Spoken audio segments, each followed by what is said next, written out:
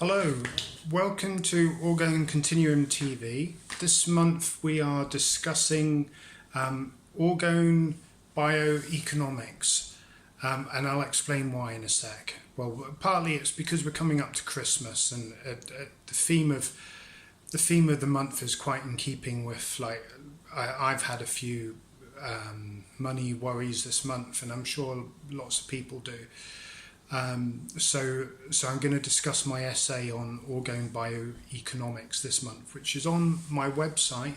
If you go to orgonecontinuum.org, and if you click on the essays tab on the main page, and then it's the second one down, Orgone BioEconomics. In this series of talks, I'm covering. I'm trying to cover more or less my essays in chronological order. So far we've covered good and evil, the primacy of consciousness, Reich and Freud, the primacy of consciousness.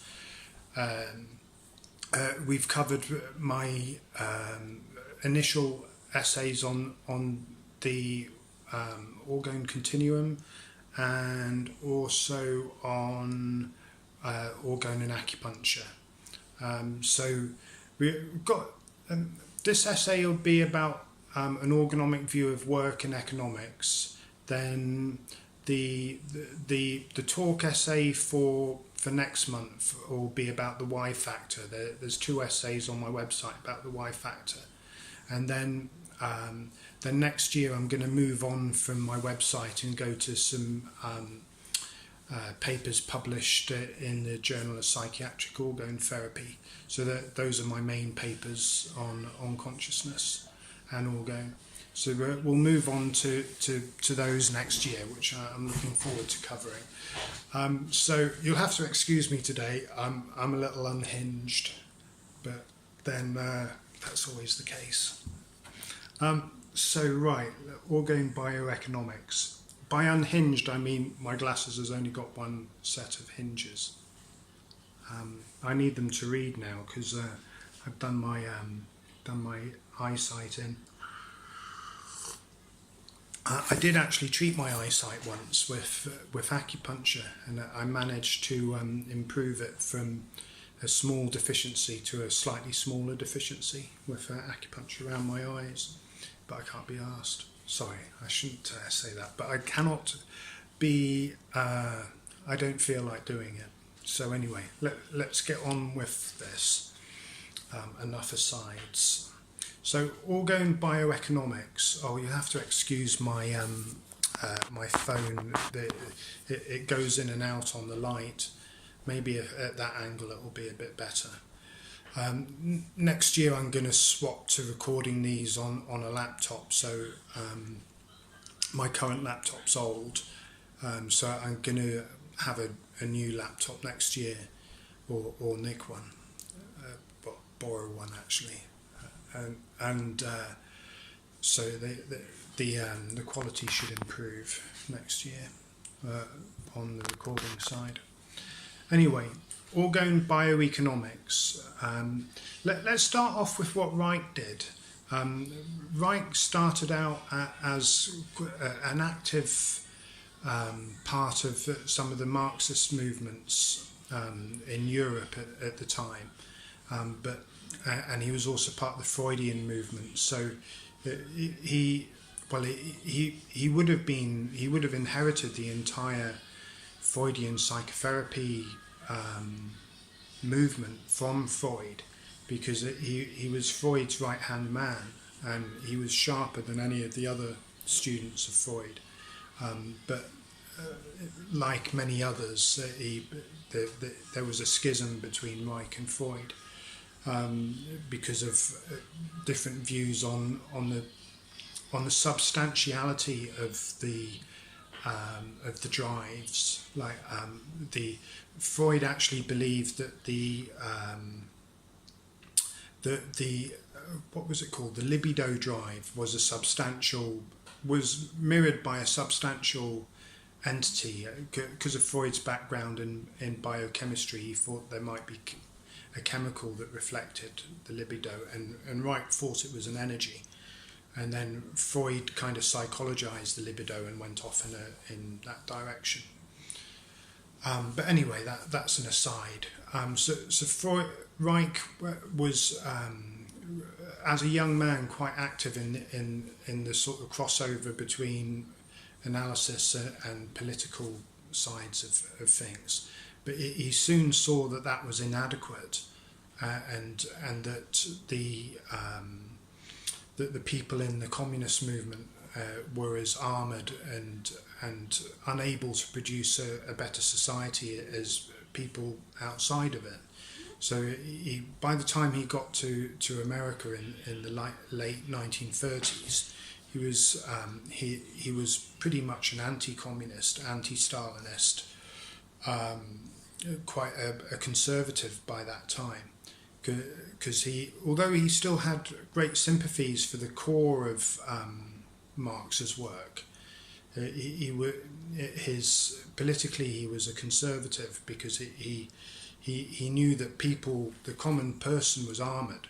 So if you give an armoured society all the freedom in the world, that they cannot necessarily handle it and create a better society until they're able to change themselves.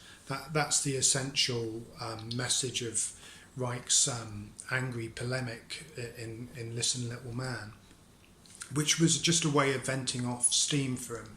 If you see that book in a bookshop on its own, that means they're not really seriously taking Reich's work on board, because that was an offshoot, really, rather than a serious look at his economics or his Reich once said, well, I can let off steam as well sometimes, so I've got the right to let off steam too, and that's what that book was. Anyway, getting back to it annoys me when the light changes on there. Anyway, getting back to the theme of today's We Talk, Orgone BioEconomics. Reich, after he'd pretty much abandoned politics because of the problems with the mass people being armoured and unable to handle freedom, like he had a word called freedom peddlers, which means people who promise freedom to people who can't handle it. They promise utopia in it, and it turns into hell, like what happened in the so-called communist societies. Just talking about communism, there's a lot of misunderstanding with sort of Christianity in the West and the roots of communism, because in Europe socialism was rooted through Christians, Quakers, and in Russia and the perception in the States, socialism and communism was rooted through atheist religious systems, essentially, like what became communism in Soviet Russia and Maoism. So you could argue that Christians, the original Christian monastic societies like the Essenes that Jesus belonged to, were anarchist, socialist kind of setups, and the original trade unionists in England were all practicing Christians mainly, and Quakers, and it was informed by their faith. So as I've said in other essays, no system is good or evil in itself. Good or evil comes from the mind. You can set up the most good system you want, and it will be usurped by evil, and vice versa. So good and evil comes from consciousness. Then it manifests into orgone, eros, and dor, thanatos, and so dor is a deadly orgone. Orgone is Orgone in a state of sort of natural acquiescence, and Orgone stroke Eros is the consciousness of Orgone, and Dor stroke Thanatos, or death drive, is the consciousness of Dor, and Orinor is neither Orgone nor Dor.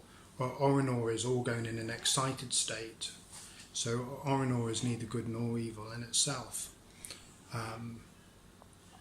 And that takes us back into systems. So systems, political systems, are none of them are good or evil in themselves. So anyway, we're getting a bit off the mark. Let's go back to economics. So Reich got frustrated with politics. He disavowed any roots in communism, and the communists were scared of Reich because his stuff on what he called sex economy, because you've got an economy in a society of goods moving around and circulating through society, where you've got an economy in an organism where orgone moves around the organism, and in a chronically frustrated organism, that energy doesn't move around, then it becomes armouring, and then that becomes suffering and inflicting suffering on others. So Reich was was 50 years ahead of his time in Central Europe at that time, talking about the need for a more the kind of attitudes that we have towards sexuality today. Well, the good side of it, and that was what Reich was advocating in the 1930s. Way ahead. I just get my computer back. So anyway, getting back to biological and economy. Reich so actually I've missed a thread, haven't I? Yeah, Reich had got the communists worried because his lectures on sex economy with the young people were wildly popular. Like thousands of people were coming to them. So I think the communists saw him as a threat at that point. And Reich is the only person to have been persecuted, the only major scientific and philosophical figure to be persecuted by the communists, the fascists, and I don't know what word we want to call them, but you'd call them the neoliberal establishment now, but I suppose we could call them the Western establishment. His books were burnt in by all three of those powers. No one else has had that. So that's pretty unique. The fascists wanted him dead. So did the Stalinists. But the forerunners of the neoliberals were the ones who actually did him in. So they're like that, aren't they? Really, honestly speaking. So we've got the background, and so in this background in 1930s America, Reich was pretty much a conservative by then, politically speaking, but sociologically speaking, he was pretty radical still. You could call him a radical conservative, I suppose. And he still hadn't completely disavowed Marx, although people like De Meo would say he wasn't aware of some of the darker sides of Marx, as De Meo's written in his books about the exchanges between Marx and Engels and things in their letters. But we all have a dark side. Anyway. So in this setting, Reich thought up a term called work democracy, which means rather than having a system impose how a society should behave, it comes from the bottom up.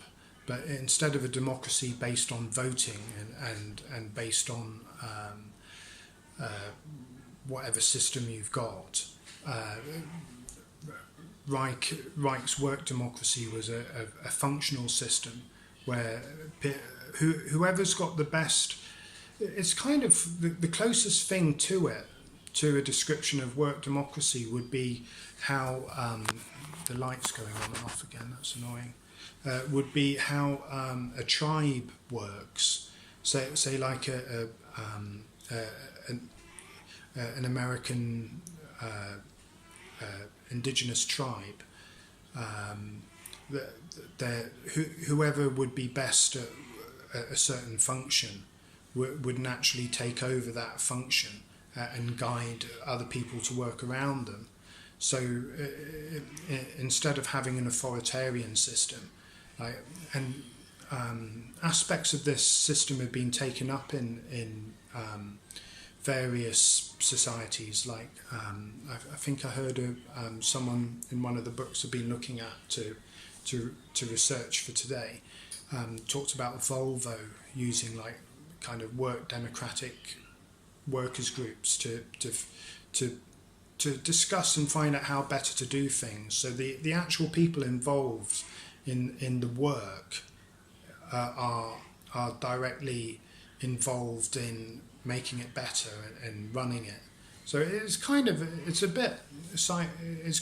the anarchist end of socialism in some respects, and it has been Reich's ideas on work democracy have been compared to some forms of anarchism, which is itself a much misunderstood word. But where Reich would have disagreed with anarchism is that most political forms, they don't recognise the problems that the basic person has, or their limited functionality, and their armouring and their inability to be free, and their desire for authoritarian structures because of their fear of life. So before I run through my essay on bioeconomics, I'm just going to briefly go through a couple of there was some such good passages from here. I thought I'd like to read them.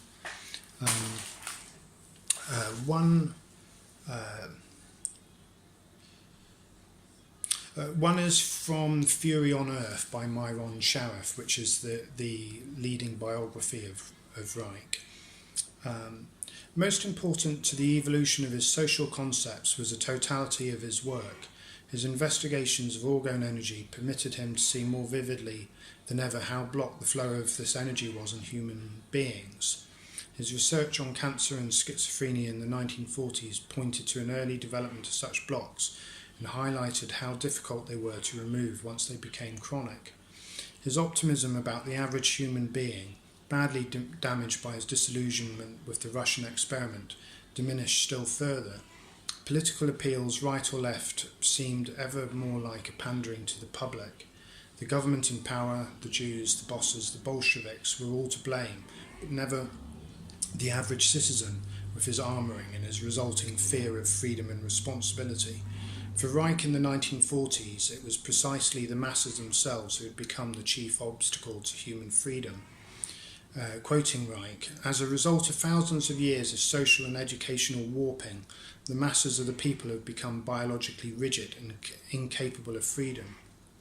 They are no longer capable of organising a peaceful living together, and that is not accidental. That is thousands of years of armoured society has churned out the human robot. The changes in his social thinking led Reich to ponder a good deal before he brought out The Mass Psychology of Fascism in an American edition in 1946. The original text, published in Germany in 1933, brimmed with socialist fervour. In going over it in 1943, Reich noted that most of the book had stood the test of time, and then he changes various words in the book. And to replace politics, Reich introduced the concept of work democracy. By work democracy, he meant the natural process of love, work and knowledge, which has always governed economy and the social and cultural life of man, and always will as long as there is a human society. or a society that's not made of an inhuman elite and a mass of robots, or semi-living, semi-dead robots. Blah blah blah. Work democracy is the sum total of all naturally developed and developing life functions which organically govern rational human relationships. So he's talking about an organism and a sort of leading things by being good at the function instead of like a top-down structure necessarily. And then Sharaf notes, Wright never resolved the dilemma of how sick individuals could take social power and become capable of freedom. So, yeah, that's probably enough from there. That's from page 319 to 320. And organism is going to be the key crossover to my essay. So I'm continuing on the background here. And there's another quote from The Biological Miscalculation, Journal of Orgone, number 9, number 1, which is May 1975.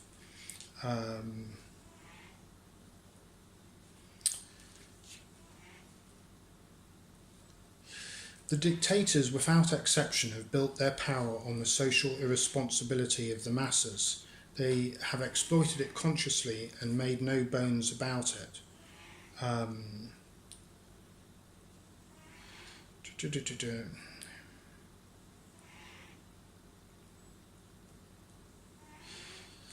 There is a painful bit of truth. Fascism in the form of irresponsibility is present in the masses of all countries, nations and races. Fascism is the result of thousands of years of warping of the human structure. It could have developed in any nation. It works in every mortal.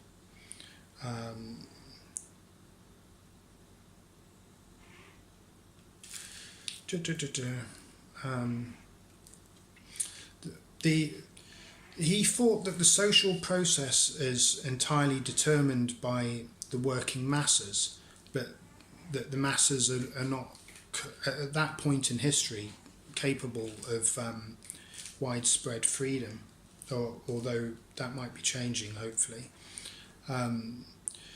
Then it's not a matter of such things as the Treaty of Versailles, the oil wells of Baku, or 2,000 to 3,000 years of capitalism. It is a matter of 4,000 to 6,000 years of authoritarian mechanistic civilization, which has ruined human biological function. Money and power interests are substitutes for happiness and love maintained by the biological rigidity of the human masses. The suppression of the natural sex life of children and adolescents serves the function of structuring people who are willing bearers and reproducers of a mechanistic authoritarian civilization.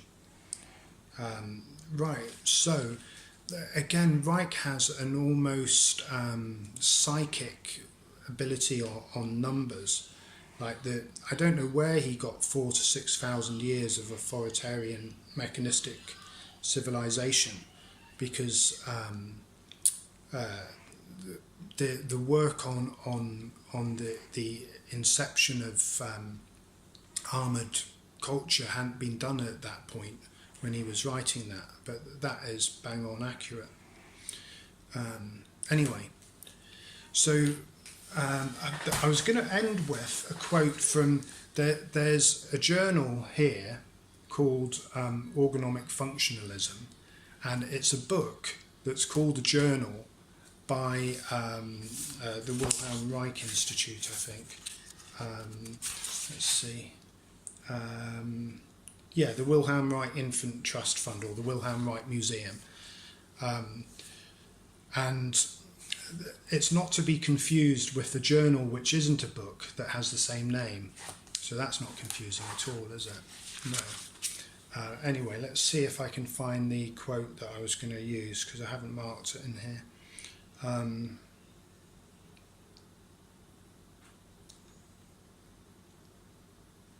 Man was seen exclusively as a result of the circumstances of his life.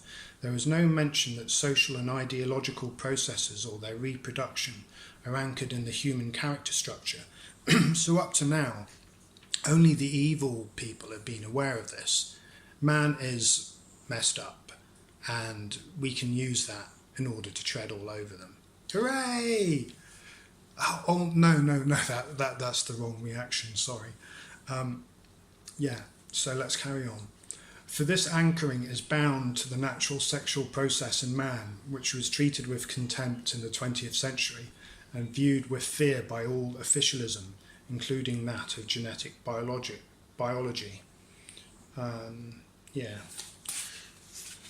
So that also was a little introduction, because this is one of this is the first journal, and this is an original copy of the first journal after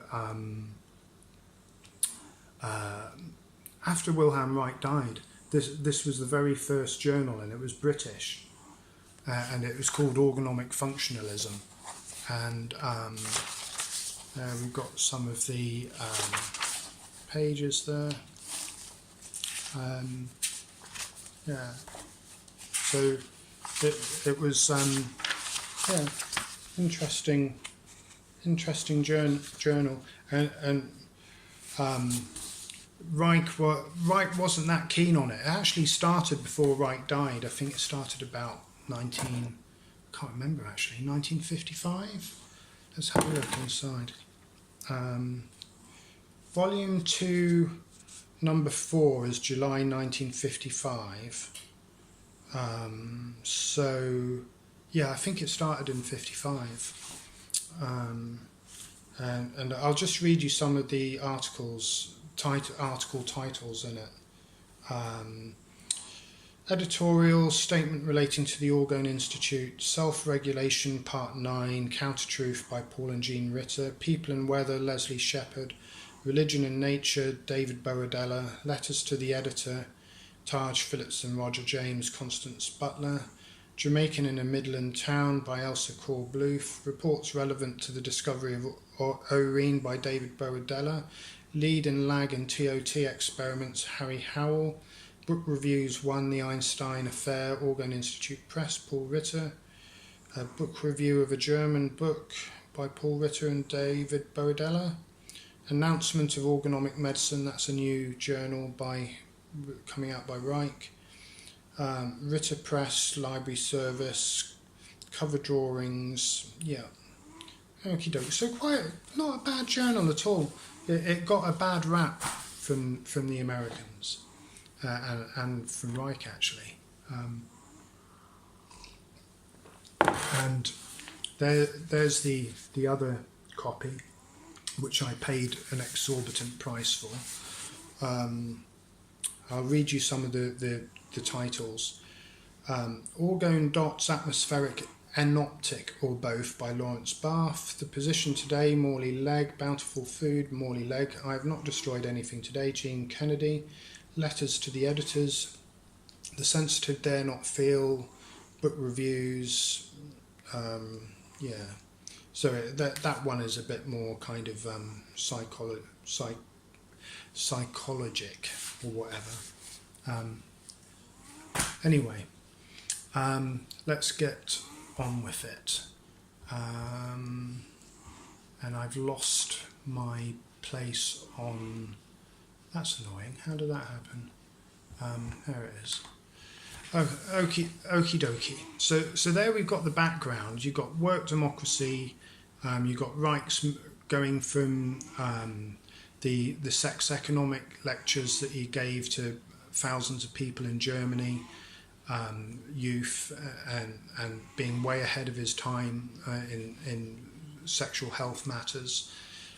Then he comes over to America, disavows all forms of politics, still retains some core of Marxist thought, but is politically a conservative.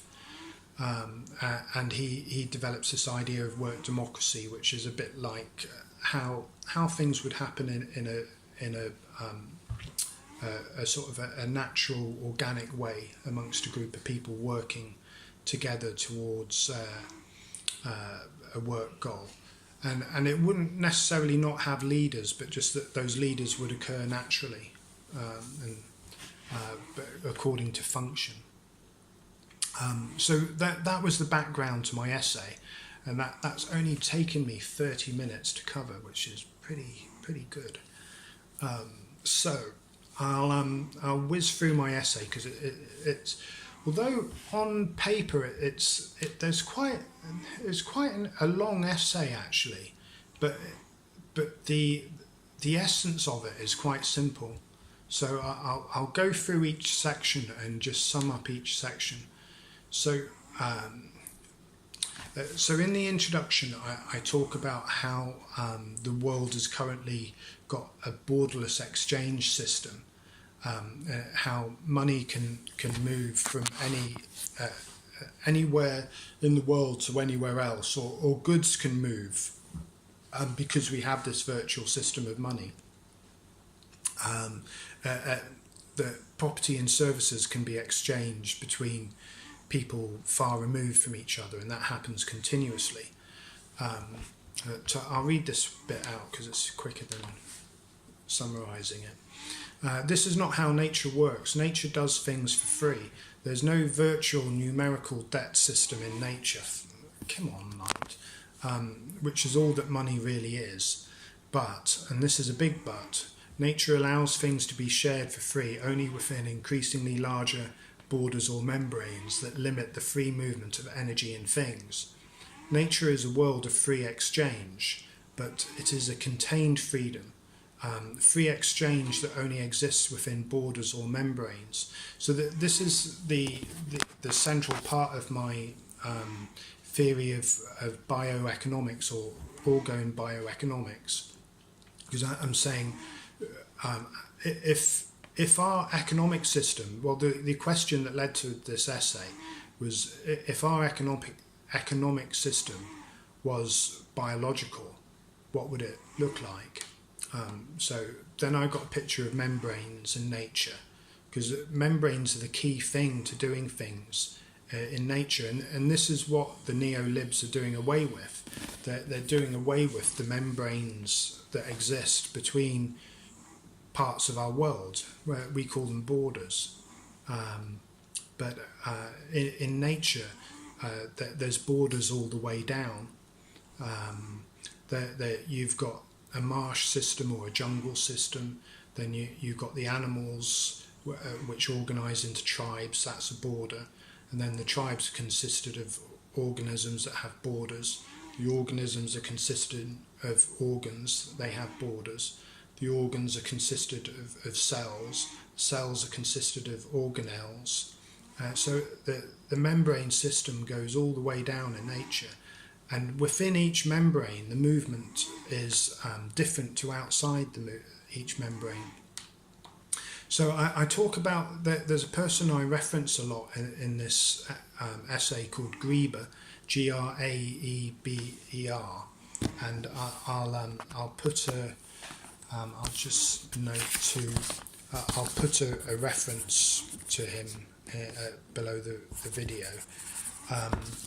And he had a history of, he did a history of debt, and according to Graeber, money, contrary to popular belief, may not have evolved from barter after all.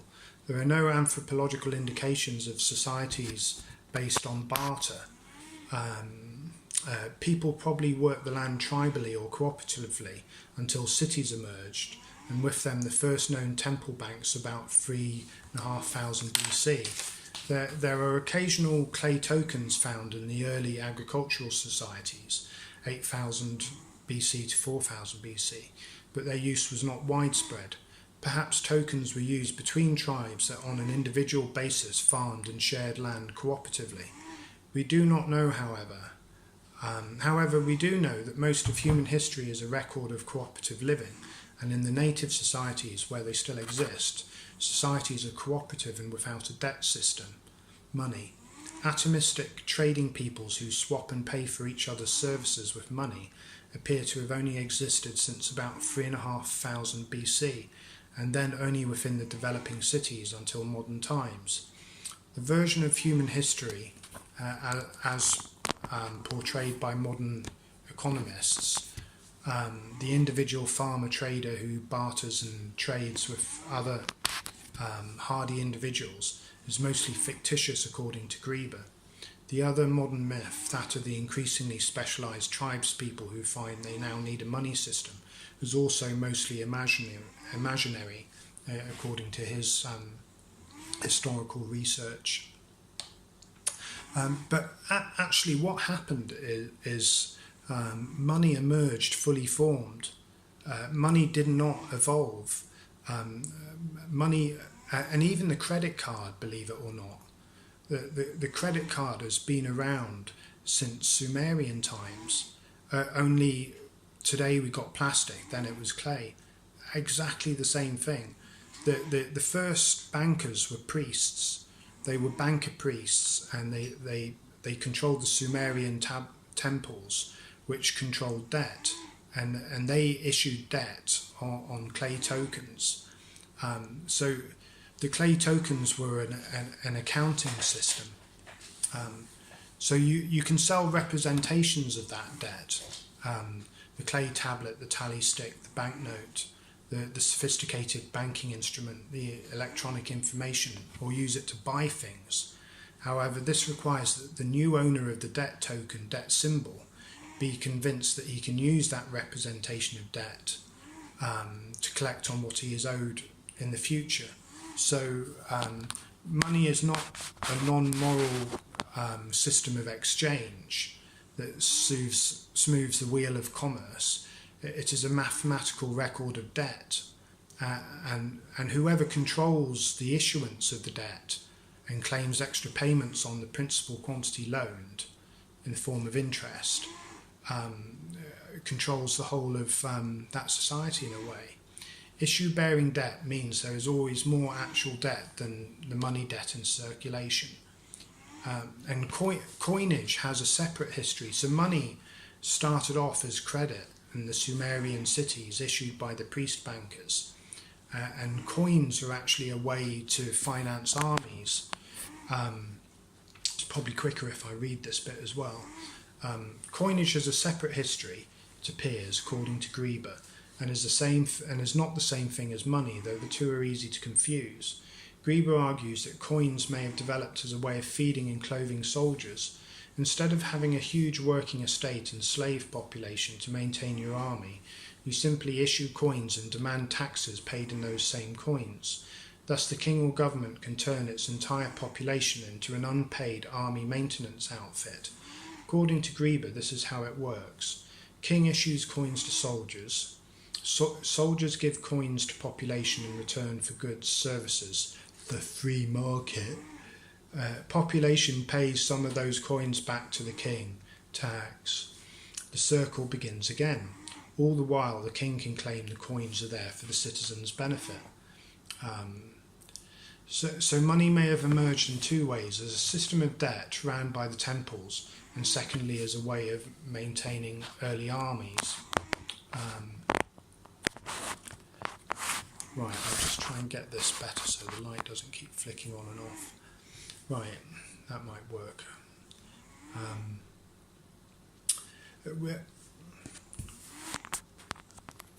it's not working. Let's try that.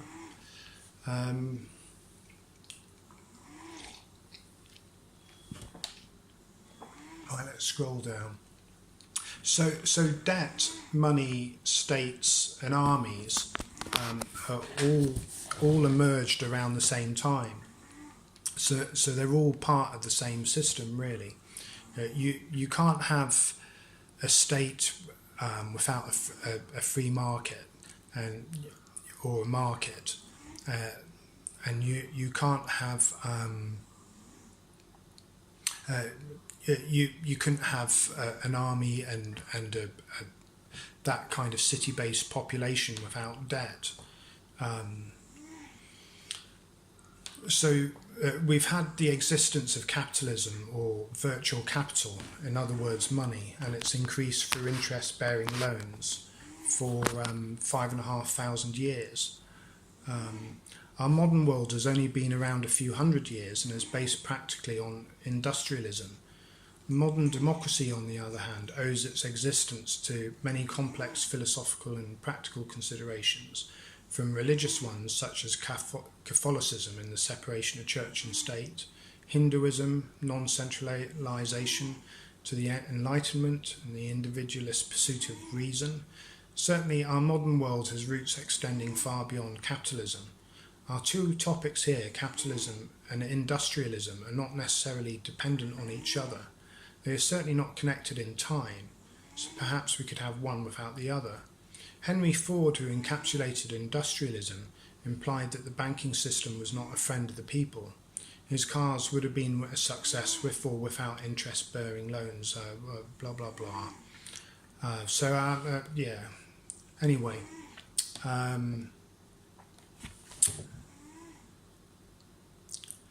Actually, I'll read this out before I get to... I'm going to have to try and sum up the whole biological system in 10 minutes, but anyway.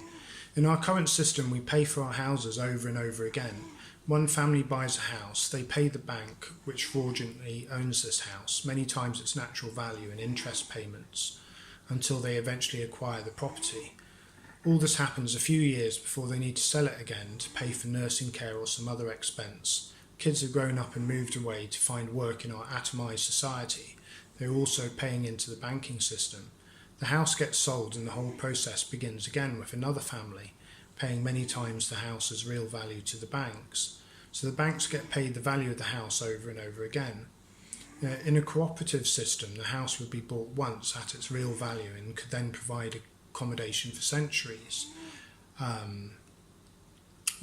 So I'm talking about how a debt-based system is the American free system of market capitalism is actually the Sumerian system of priest-banker control.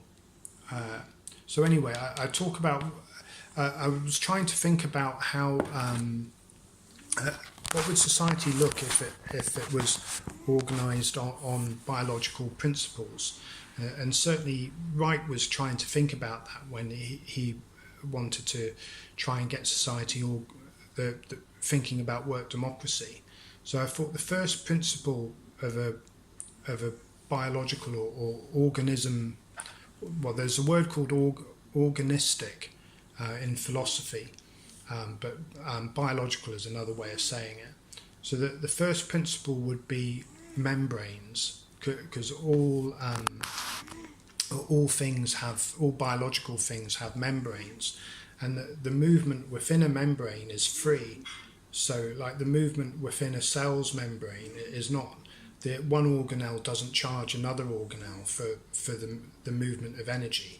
It's a free movement, but then the movement outside of that cell membrane is more restricted. So that I try to apply that to society as a whole. So the membrane is the first structural principle of life, and free movement within the membrane, or biological economy. So what's the next principle? So the individual in society would be like the organelle. So to have a biological society, we'd have to organise individuals differently. So instead of being atomistic, they would need to exist inside cooperative structures. So the individual in society would be like the organelle. The basic community, the cooperative, would be like the body cell. The specialised wider community, or a cooperative of cooperatives, would be like the body organ.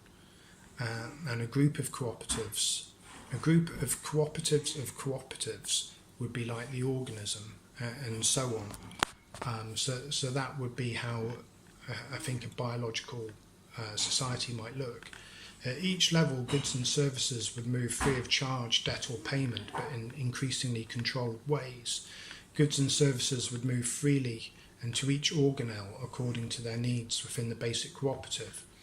Within the cooperative of cooperative, goods and services would move according to more rules and so on. So I've drawn a picture of that.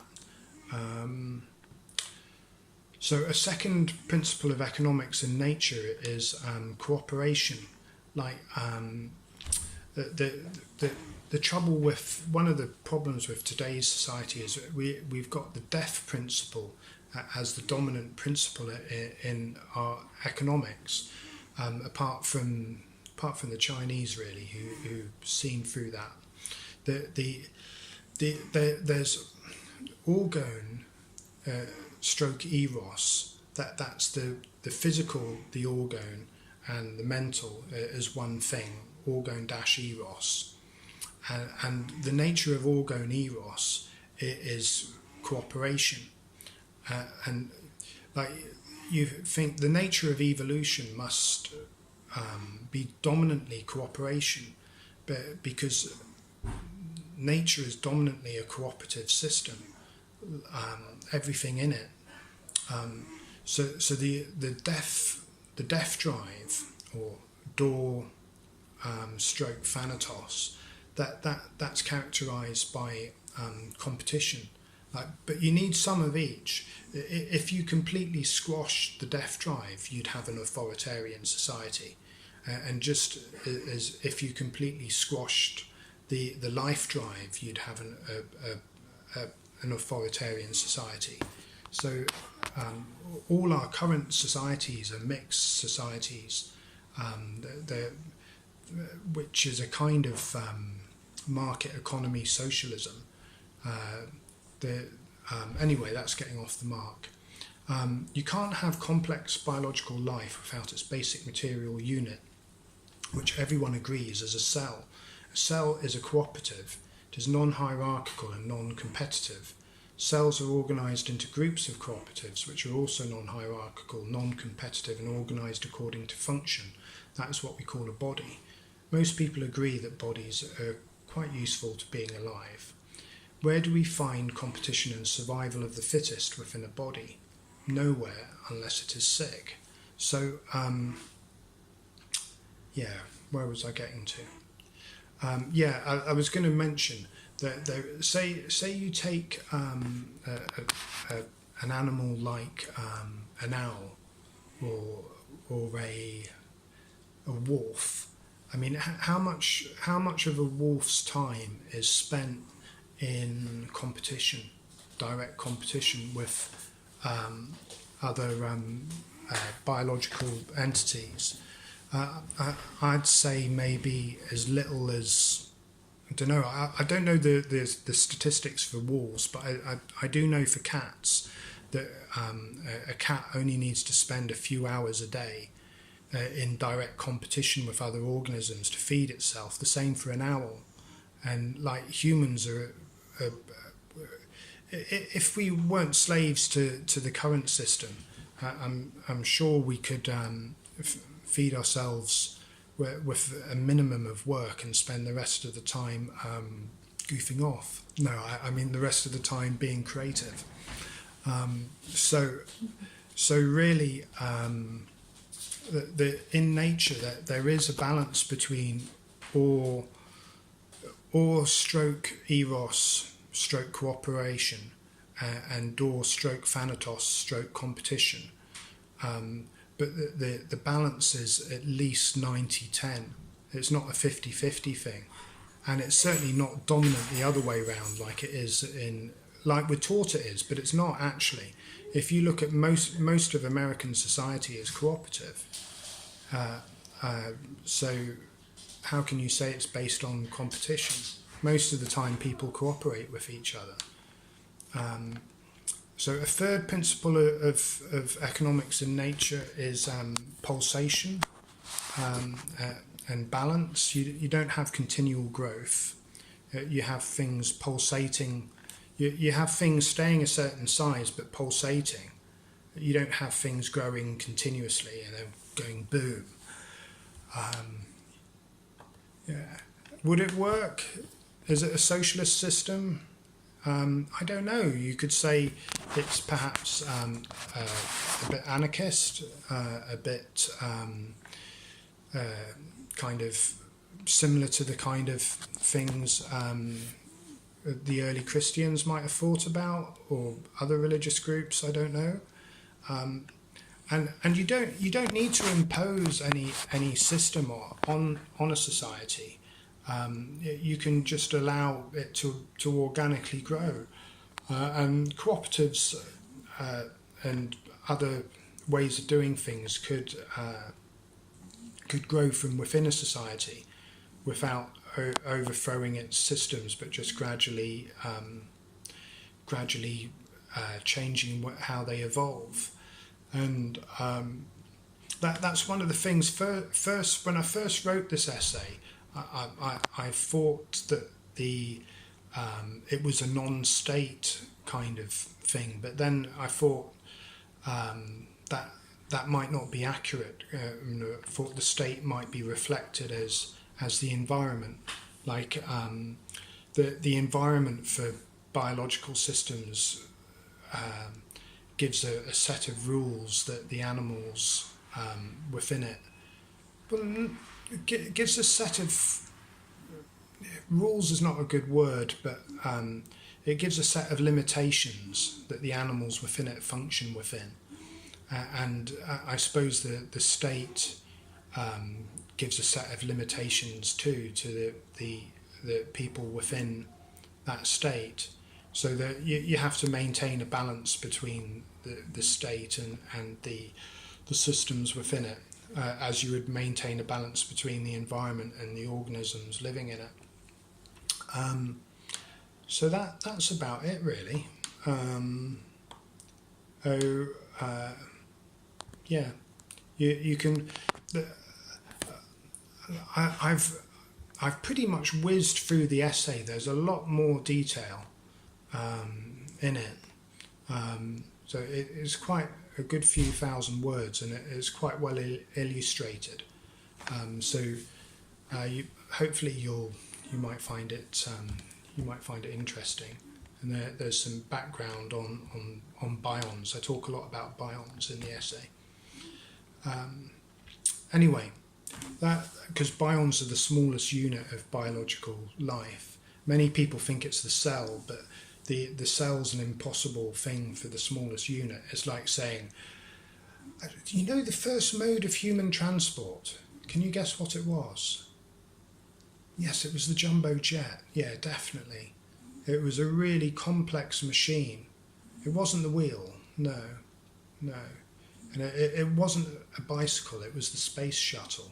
We had the space shuttle first, and then we invented bicycles. That's modern biology.